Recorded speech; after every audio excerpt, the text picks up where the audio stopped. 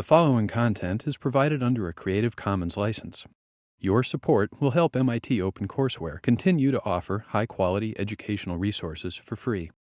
To make a donation or view additional materials from hundreds of MIT courses, visit MIT OpenCourseware at ocw.mit.edu. All right, so today is all about you. We are introducing Project 2. We are starting off with the Project 1 pitch presentations. Then we're going to have prototype demonstrations. The idea is that everyone in class should have heard about all the games that were made and should have at least seen all of the games be played. It's going to be kind of difficult, but we're going to try to do that. After that, we're going to form teams. So we're going to choose a few of these games and form teams around them. And then after that, assuming we have time left, we're going to work in our new teams.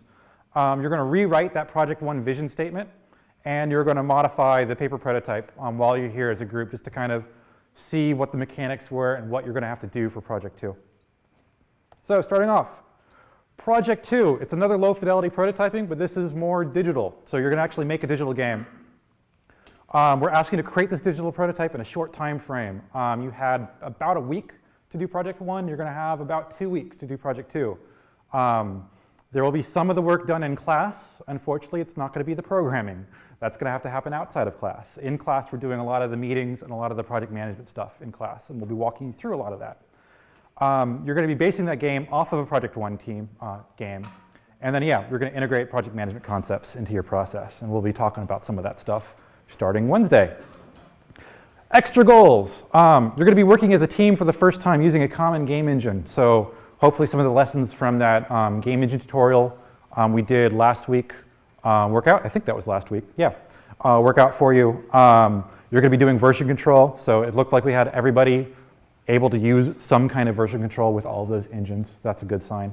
And then you're also going to be managing your time commitments. This is the first time you're going to have 6 people on one project for this class, and you're going to continue like that for the rest of the semester. So coming up with strategies on how to work with each other, how to maximize the work you do in person, and what you can do when you're not next to each other, when you're working from your dorm room or from a study area, things like that.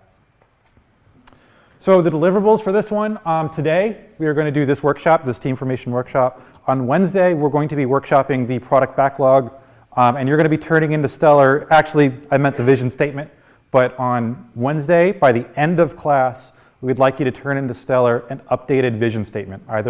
So take the statement you are working on for Project 1, modify it based on the new team you have. You'll do a little bit of that today in class, and then you'll turn it in by the end of class on Wednesday to Stellar. The following week, you're going to turn into Stellar before class starts a product backlog based on the workshop you did the week prior. And in class, we're going to talk about sprint task lists.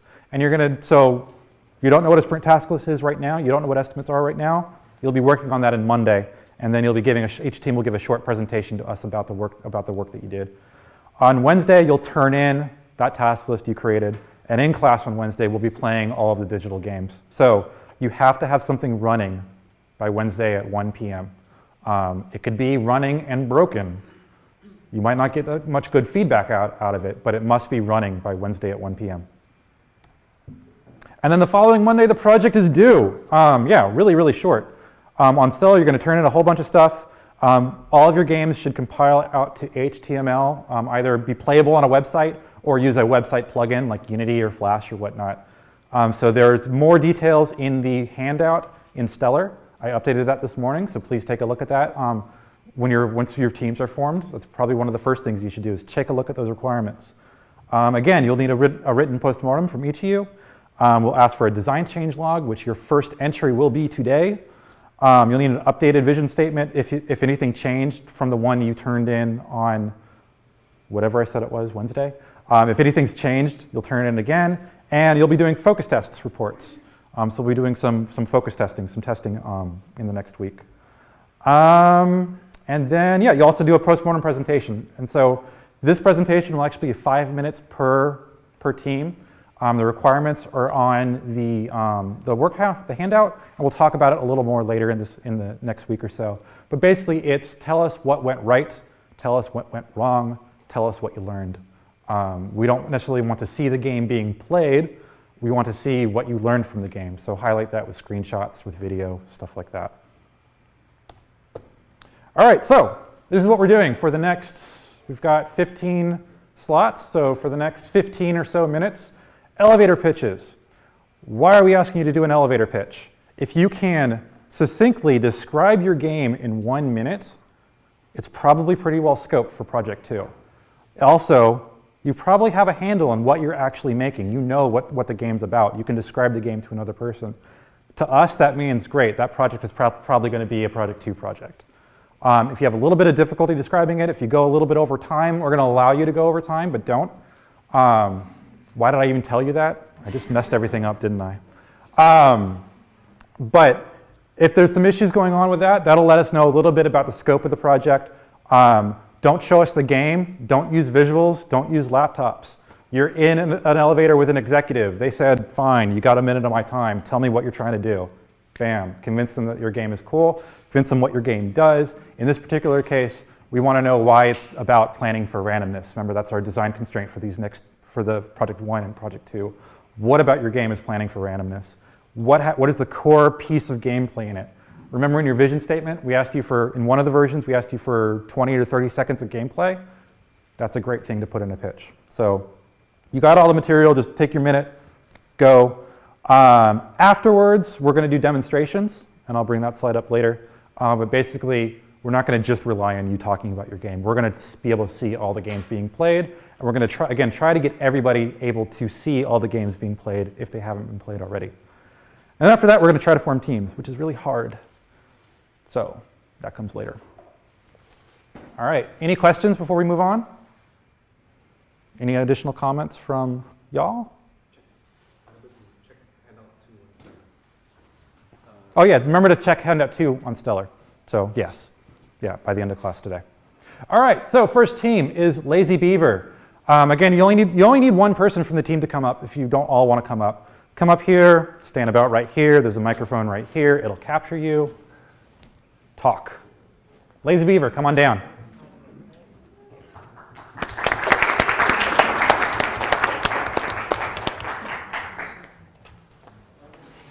All right, hi everyone. Our game is called Lazy Beaver. Lazy Beaver is a survival game in which players must take on a chaotic world full of surprises. These surprises come in the form of random environmental events, such as hurricanes, predators, and even Ebola. The player takes one action every day which either replenishes or depletes their finite resources, with the objective of surviving the elements in order to build a set number of dams. Since the environment is so unpredictable, the player must carefully plan their actions or risk losing by running out of any of their resources. This lets the player either choose to be risky or play it safe. The digital prototype will maintain the same core gameplay of choosing actions, reacting to the environment, and preparing for disasters. We will take the opportunity to carefully balance events and resources to tune the difficulty and appeal to all types of players. Lazy Beaver should move on to Project 2 because during testing, players found our game both delightful and difficult. Also, the technical scope of the game is fitting for Project 2's timeline, and the mechanics of the game are well suited for the preparing for randomness theme.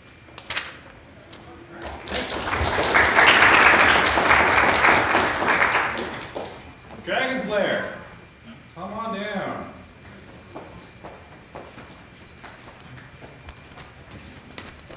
Hello everybody, our game is called Dragon's Lair. The game's point is you are an adventurer and you come into a dragon's lair. You have 20 actions you can take, but after every time you take an action, the dragon destroys one of them. The point is you want to try to collect as much gold as possible. The game ends when all the cards are either discarded by you or destroyed by the dragon, and then you count up how much gold you got at the end. The game is lost, though, if you run out the dragon's patience, because the dragon can only put up with you being in its lair for so long. The game would be good for Project 2 because it has a small scope. The only thing we want to do for the digital prototype is get some artwork in there, get a little bit of ambient music, add a timer so that people aren't taking too long in each turn, and add a high score table because the game has a high replayability value, so we want people to be able to see their achievements. People found it fun, and it was difficult, and so yeah, we think it's a good game. Great, thank you. Pride Flight, come on down. You're the next contestant. And please, no talking while they're doing this.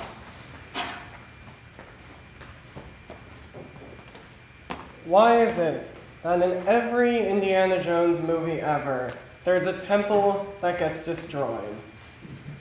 A temple gets destroyed because it turns out that running out of a temple is really, really fun. Our game, Fight or Flight, forces the players to run from an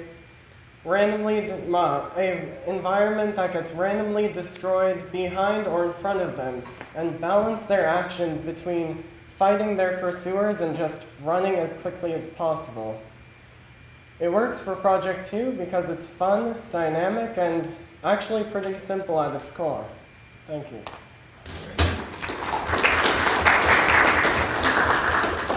Plunder wins.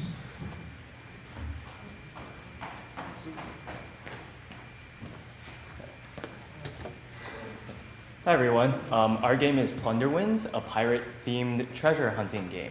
Our game is based around 3 simple core mechanics that interact with each other. The first one is a random encounter mechanic, which controls the probability of finding treasure. And you can affect this as the game progresses. An exploration mechanic, which tells you what the risk level of nearby encounters will be. And a win mechanic, which limits your movement and forces the player to make strategic decisions about where they move. Our game's digital prototype would have the same core mechanics as our paper prototype, but it would be faster and have more graphics, so it would be easier for players to pick up. We could also add unique encounters and abilities to improve replayability. So our project should move on to Project 2 since it's easy to implement. And also, through our playtesting, we found that players found it easy to pick up, but also found it hard to master. So you should come join our crew. Plunder Wins. Thank you. Blind Aliens. WT. It's a working title. Hi everyone, we're Blind Aliens. Our game is Blind Aliens. The premise of the game is blind aliens have invaded the Earth, and you are one of very few surviving humans. And the game is very simple. It's in a very small room. There's aliens that come in through random gates around the edges, and they randomly roam around searching for you, but they can't see you because they're blind.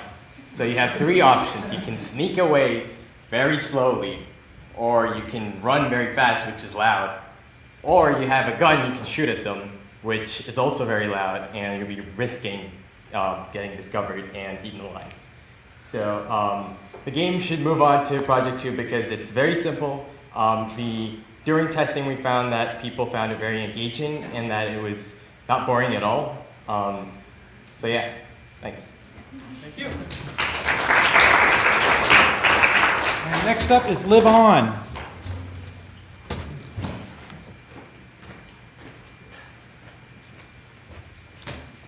Hi everyone, Live On is a survival-themed game that takes place on a hex grid-based world. The player needs to stay alive and move from the start to the goal. There are 4 types of possible terrain grades: river, mountain, plain, and forest, each with simple cost and benefits. The key mechanic of the game is that at every turn, the player needs to choose which tile to move on to next, based on what information he has available. Since the player only has limited vision, on one hand it's important to choose grids that would lead to a good location for the immediate next move. On the other hand, the player needs to plan for the unknown tiles that he can't see at the moment. The game will be a good project for Project 2 because, in my opinion, not only does making plans on incomplete information and random events lies at the heart of the game's mechanic, we implement a good set of trade-offs and balances between the different terrains that serve to offer the player meaningful, consequential choices along his path to goal. In the digital version, in addition to the core gameplay, we seek to add randomized map generation and multiple characters with different abilities to further enhance the gameplay. We'll stay with a 2D game, the grid representation of the world, and turn-based actions, as opposed to continuous or real-time gameplay. Thank you. Beaver Evolutions.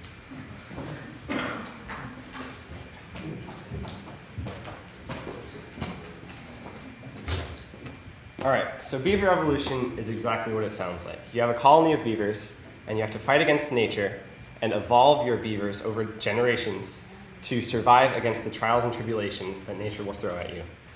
The core mechanic of the game is based around making a choice between 3 different options for every generation. You can either build your dam, populate your beavers, or choose an evolution trait to help develop your colony to fight against the natural disasters that will try to hinder your progress. Our game is going to be a great game for Project 2 because we have a lot of ideas for implementing it in a real-time world. Currently, it is a turn-based game where you make a choice and then you respond to a natural disaster. We think that it will be great to implement a real-time game because you will be able to respond to natural disasters and allocate your beavers to either work on your dam or work on evolving, and have to have quick reflexes in order to survive through the game and win the game. Thanks. Comcastic.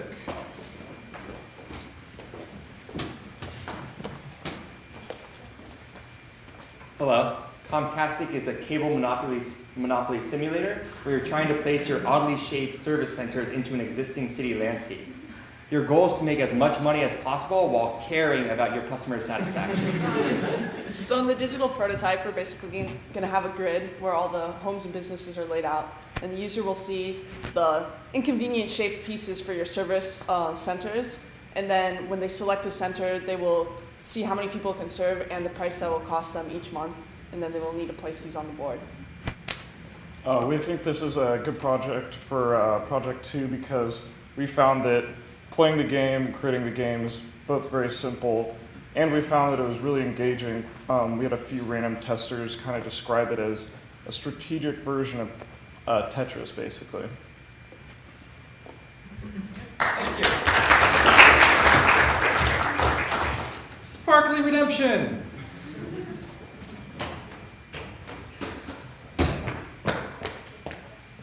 Boosh, you're a lady with only one arm, and your other arm is a gun that shoots things. You're a disgrace in your nation, and your only chance at redemption is to get all of the sparklies. However, the place where all the sparklies are filled with monsters, and depending on which sparklies you pick up, sometimes you get better arm gun powers, but sometimes the monsters change their behavior, and you have to adapt to that, or just be strategic about picking up your sparklies.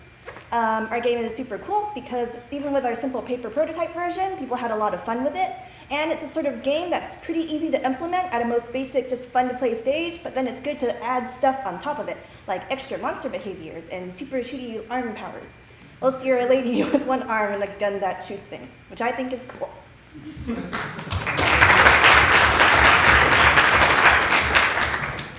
Modi Dice.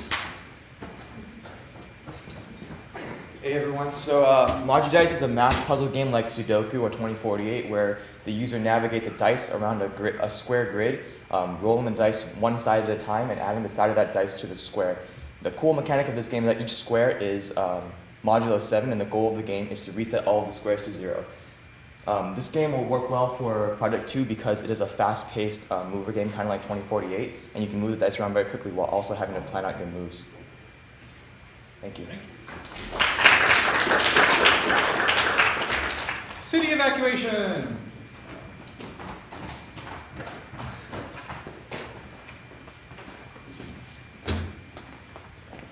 In City Evacuation, your goal is to escape the city because there's an earthquake in your city, and you have to do that while saving 3 friends along the way. And what'll happen during the game is you might get hit, by an explosion, or a bridge might fall down, or you might have like some physical impediment.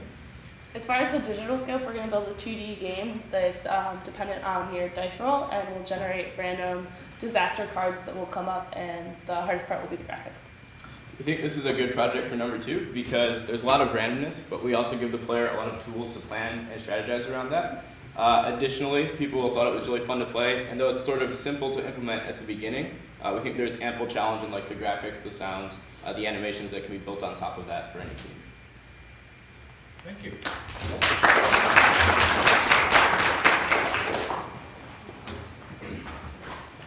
Shoutkey.com/doorway. All right, for the next 12 hours, our game is called shoutkey.com/doorway. Here's the idea. You're playing Warcraft 3, and you see that guy with like 1.5 ping, and you get really jealous. You're like, man, I wish my ping were that high. So you start encouraging your pet to chew on your Ethernet cables, get those dropped packets. You really want that slow, unresponsive feel. So we take that desire and mix it with a platformer to to make a really frustrating game where as you play it, your controls become increasingly unresponsive. And, you know, I think it's hilarious, fun. Yeah, it's fun. Yeah. ChubKey.com/doorway. Thank you. Lost Underground.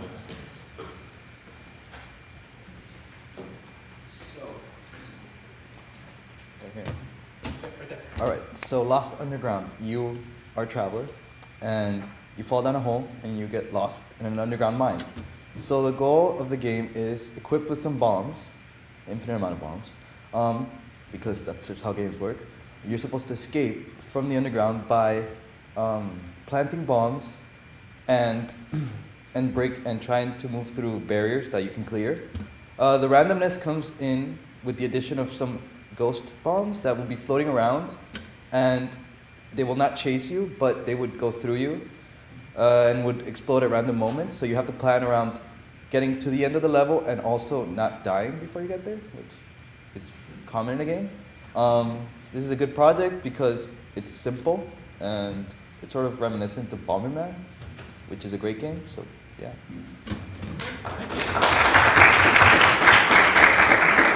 Dice Traders.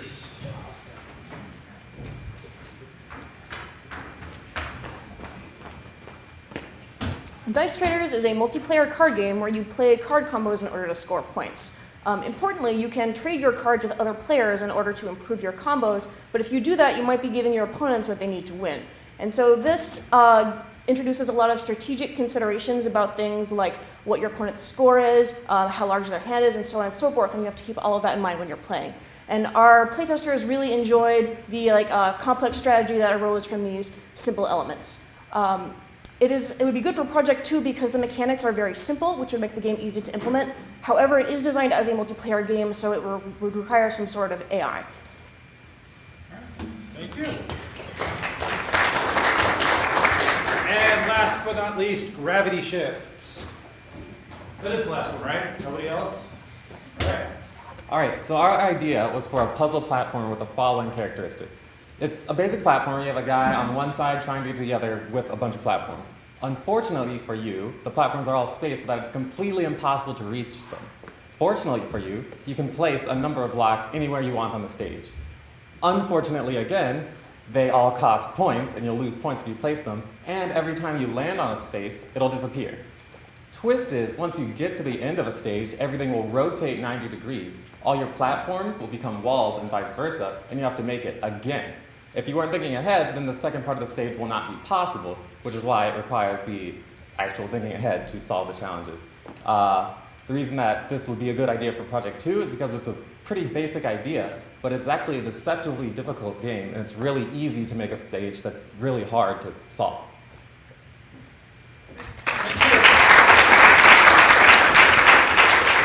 Okay, that was really good. You all kept to under a minute.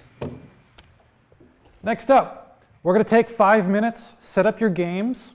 Try to put a lot of space around where you're set up. I know it's going to be hard, but put enough space around where you're set up so some people can watch what you're doing.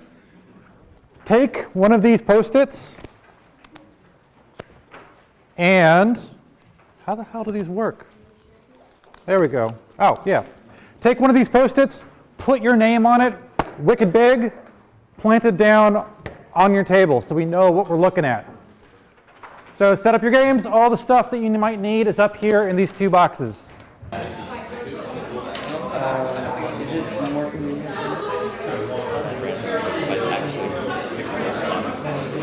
Okay.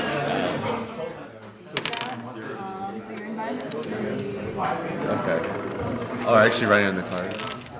Well, no, you guys go. Wait, I'm going to replace my pen. The goal is to make the whole board into 0 module 7. And so you roll the dice. So for example, this is squares not 3. All right. Okay. So it's about time. So thanks everyone. And first of all of you had playable prototypes. So for Project 1, go you. You totally did it. Okay. a couple of things that we want to say about all of the projects. Actually, we expected that a lot more projects were going to be like vastly out of scope than we actually got.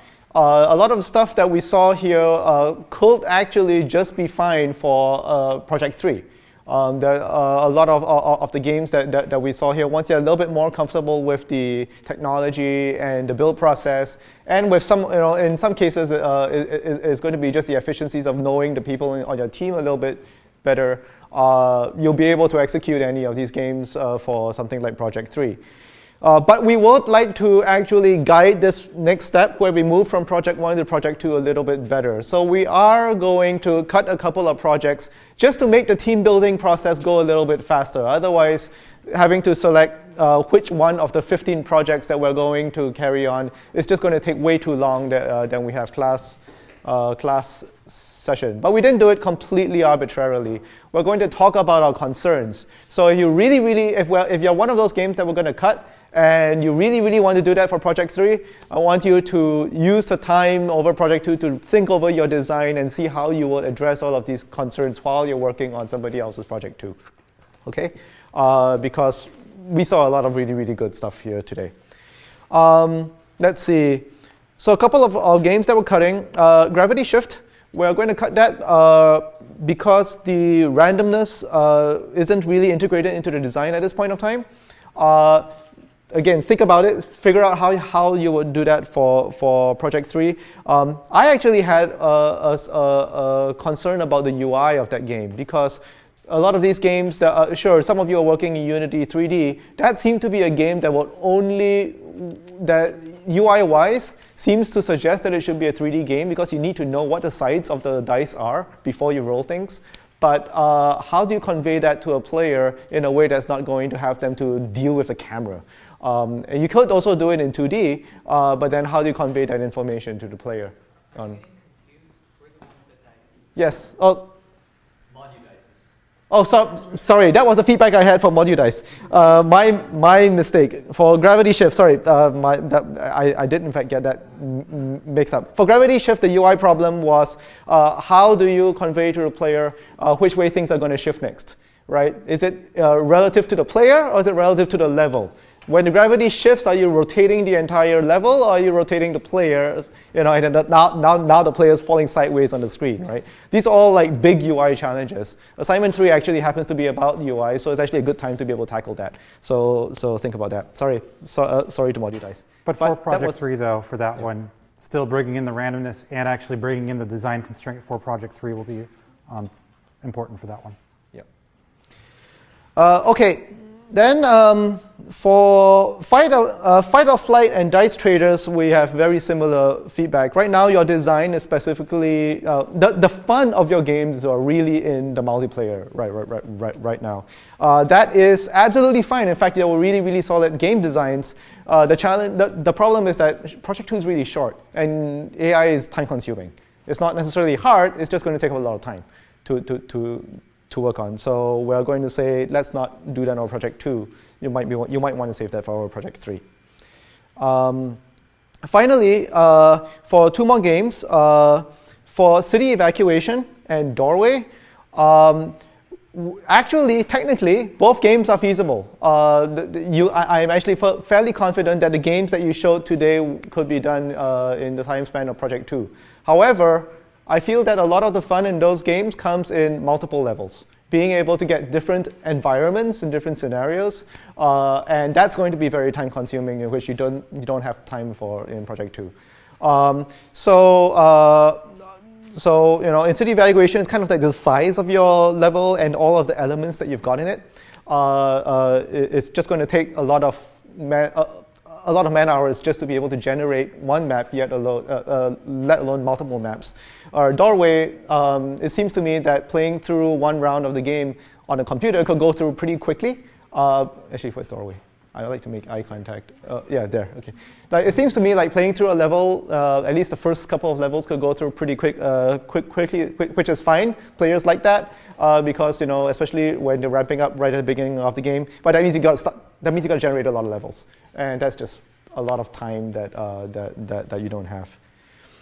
So For the rest of the projects, we're going to put them up around, and we are going to ask you to put your names using the little post-its to show which team that you're signing on. But I still have more feedback, because the other games have challenges that you're going to have to overcome too. Dragon's Lair, there. So much information for players to have to understand what's going on. How are you going to convey that over to a player? The good news is your information is relatively static. It's not like you have numbers changing in the middle. Plunderwinds, you do have numbers changing in the middle of the game. So many numbers, so many little variables and factors. So how are you going to convey all of that information to a player? So you have a UI challenge there. Beaver Evolution. There's a Beaver Evolution. You have a range of possible bad things that could happen to a player. How do you explain that to the player before it actually happens to them, so that they can sort of like anticipate and plan, right? Now, you can say, oh, well, they'll play it through once and then they'll die and then they'll restart the game. That's not a great solution. Think about something better than that. Comcastic. Comcastic very specifically is a UI problem, because how are you going to show the players what they're about to put down on the screen and then show them the consequences of what they've just put down? That one is, because your game is all about how do I rotate this thing and then figure out where it goes and what's going to be the outcome, that's your problem is mostly user input. How do you get user input in game? And Module Dice, I already mentioned it. How do you do this in 2D? Yep. Is that a hand? Oh, sorry, I thought you were putting it in. How do you explain to the player, if you rotated the dice this way, this is the number that's going to be coming up, versus that way? If you're going to do it in 3D, fine, but 3D is at least twice as long in terms of development time. So you have to keep that in mind. For Blind Aliens and Sparkly Redemption, you're going to need some art just to be able to convey to the player what the heck is going on in your game. The good news is that as long as you have some art, I think you can make it work, but that's going to be your bottleneck. That's going to consume up all of your time. Things that we feel that can probably work, that we're fairly confident is within the scope of this project include Lazy Beaver, Live On, Lost Underground. Some of these games resemble other games that exist, so you already have kind of like a template to work on. Some of the games, for some of the games, the paper prototype really kind of already gives you a pretty good idea of how the computer game is going to work. So I'm not too worried about, if your game just ran on text, it could still be comprehensible. So I'm not so worried about that. So these are the games that we have shortlisted. Not all these games necessarily become Project 2 games, because we've got 1, 2, 3, 4, 5, 6, 7, 8, 9, 10, and we're hoping for teams of 6. Teams of 6. We do not have 60 people in a classroom. Okay, so about 47 last I checked. So about 7 teams. About 7 teams. So that means three of these projects will have to get cut. And we'll probably just cut them based on whether they have enough people on the team, which means then the people who have signed up on those teams will have to find some other team. Now, that's going to be really obvious. Once you have your post-its up there, you're going to see how many people have signed on in each team. And we want you to try to get to a team of at least 5. 6 is good. Okay? So, team formation. Come on down, put your name on a post-it. You do not need to choose the game you were on previously. Once you put your post-it down, sit back down. Sit down. Come on back, we'll read off the names and we'll see how this is going. Come on back. Did you put your name down? Did you put your name down? Yeah. Then sit back down. Okay. Sit back down. Sit back down. Back down. Can I add my name if there's already 6 on something? Yes, you can. It just means you're going to get moved, or somebody is going to get moved. If you're not decided, you can sit down with your name too. All right. Everybody's down? All right. Lazy Beaver, sorry to say. Maybe we'll see you in Project 3. We've got 3, 3, 3. Oh, wait, that's more than 3. 3, 3, 3, and 2. And we've got 1, 2, 3, 4, 5. 1, 2, 3, 4, 5, 6, 7. The future. Maybe you're moving. 1, 2, 3, 4, 5, 6, 7, 8, 9. Oh my God, 10. We're cutting that into 2. 1, 2, 3, 4, 5, 6. You're okay. 1, 2, 3, 4, 5. All right, so Blind Aliens is set with Roy, Mikhail, Miriam, Shalom, Chutishka, and Tsotne. Apologies if I butchered the name. Blind Aliens, you're done. Were there any other 6s that I'm missing? No. Okay. So the big ones. Comcastic. 1, 2, 3, 4, 5, 6, 7. We need at least one person to leave. Is that you, Sam? Maybe it's Matt. Julia, Sabrina, Anderson, Sean, or Tej. Mojudice. 1, 2, 3, 4, 5, 6, 7, 8, 9, 10. Devin, Peter, Caleb, Megan, Jordan, Kevin, Jeremy, Bennett, Derek, Harry. Derek, I said big letters. You're lucky I'm wearing these. Anybody I just named, come on down, move. You have a couple minutes to discuss down here. So Mojudice, come over here. Okay, great. Comcastic, taken care of. Mojudice is the problem. It's just so cool. What are they to do? You'll get to play it.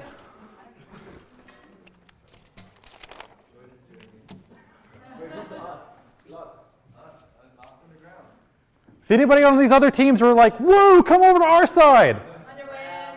Why? Why do you want people?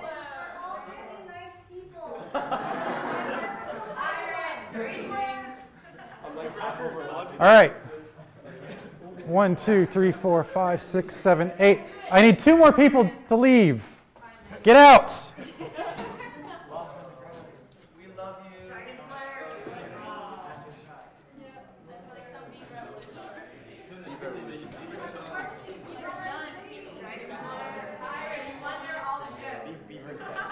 We need some chants. Come on. All right. Mojudice, you are now 1, 2, 3, 4, 5, 6. You're golden.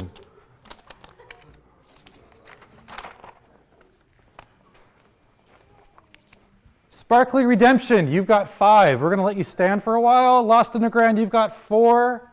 Beaver Evolution, you've got 1, 2, 3, 4, 5. Ooh, you got 6. Yay. Making my life easy. Plunderwinds, 1, 2, 3, 4, 5. You're cool for now. Dragon's Lair, you've got 3. Live On, you've got 3. Lost Underground, you've got 4. We need one of you to self-destruct. Come on down if you want to self-destruct, or I'll blow it up for you. You want me to roll a die? Oh my God, I love this. This is the best ever. Ooh.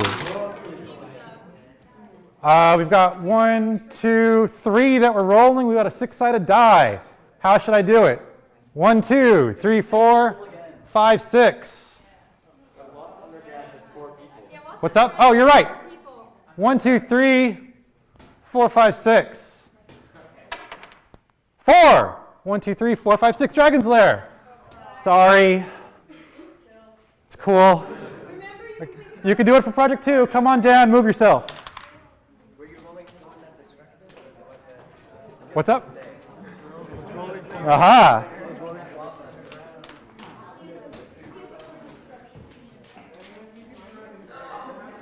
All right, that's 6. It's done. Sparkly Redemption. You've been redeemed.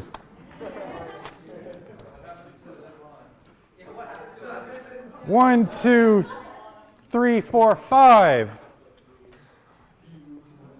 1, 2, 3, 4, 5, 6. Plunder wins. You are all set to go. Sail away. How many more of these do I have in me?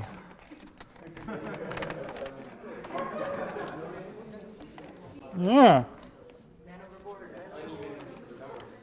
We do have uneven numbers. Life is unfair. Randomness, people, randomness. 1, 2, 3, 4, 5. 1, 2, 3. Choose another team, any team, please. Live on. Choose another team, any team, please. That's up to them to decide, but they can do it if they want. I don't recommend it, by the way, but you can choose any one of these that's on the board, too. Wait, anything on the board? You can choose anything on the board. Wait, not anything on the table. 1, 2, 3, 4, 5, 6, 7. You've got 7 choices. So many. No, too many, too many. No. You got there first. Were you this one? Sorry. You were second. You were so close. So don't choose this one, and don't choose this one. 1, 2, 3, 4, 5, 6, 7. You've got Sparkly Redemption. You've got Blind Aliens. Beaver Evolution, Plunder Wins, or Lost Underground. All right. We are done.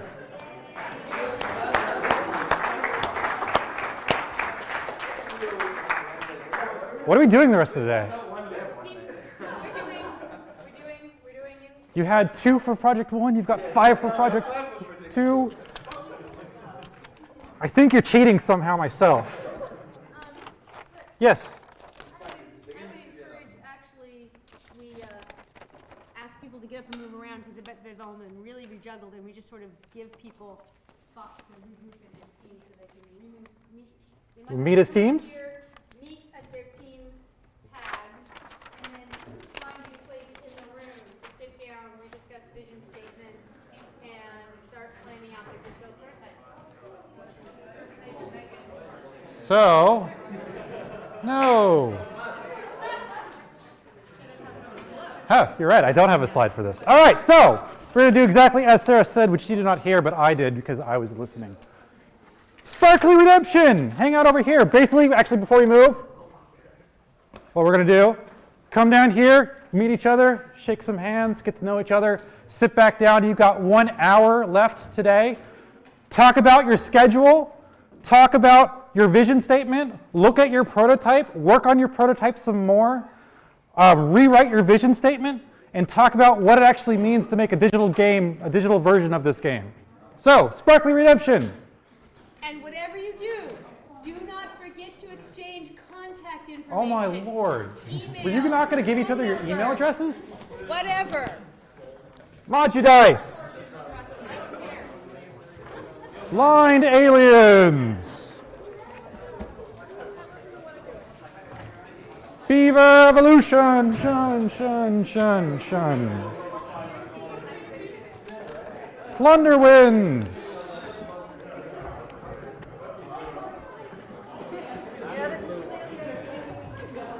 And Comcastic.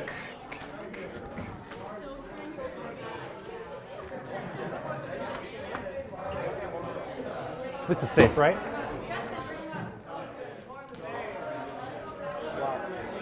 That was fast. Yeah. No, it's one of those things where you might not be happy, but it gets done. Hey, I think you ran that really well, by Thank the you. way. That was a hard team formation, especially when people have Yeah. to jump ship. I wanted to just put one of them on that one, but I didn't want to be the one placing people on teams. Yeah, and I think that's the right way to do it. Yep. What's up? What should we do with the stuff? Oh yeah, someone just asked, what do you do with the old prototype that didn't get chosen? Take pictures of it first. Set it aside. Maybe put it in an envelope. And then maybe it might come back for Project 3. So don't forget about it.